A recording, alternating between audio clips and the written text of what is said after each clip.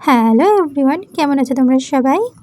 আজ সকাল সকাল বেরিয়ে যাচ্ছি আমি একটু টিচার্স ডের উদ্দেশ্যে।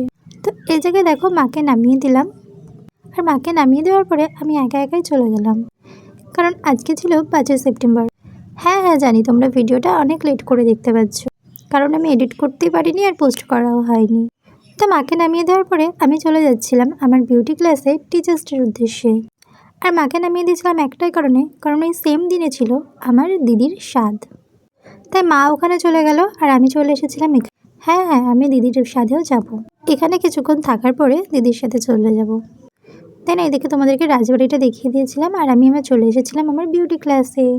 তো চলো চলো যেতে যেতে ভিডিও করি। প্রথমে ভেবেছিলাম পুরোটাই তোমাদের সাথে শেয়ার করব, কিন্তু ওখানে এত জোরে বক্স বাজছিল যে সেই জন্য তোমাদেরকে আর পুরোটা দেখাতে পারলাম না, ভয়েস ওভার দিয়ে কাটাতে হলো। চলো চলো দেখতে থাকো।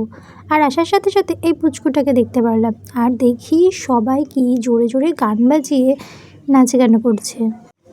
আর এখানে দেখো এই যে আমাদের দিদি।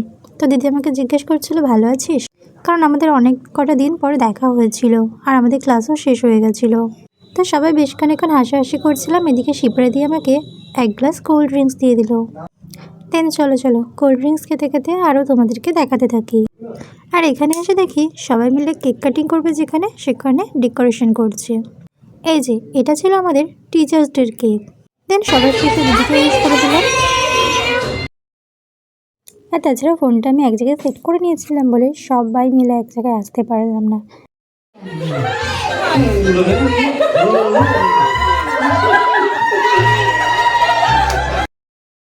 তো অনেকেই ভাবতে পারো আমরা কেন উলু দিচ্ছিলাম, কারণ উলুটা দিয়েছিলাম মজার জন্য।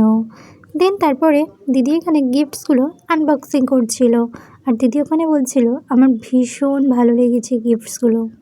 আর হ্যাঁ তোমরা ভাবতেই পারো ওখানে আমরা ধেই ধেই করে কেন নাচ করছি, কারণ তখনও প্রচুর পরিমাণে বক্স বাজছিল।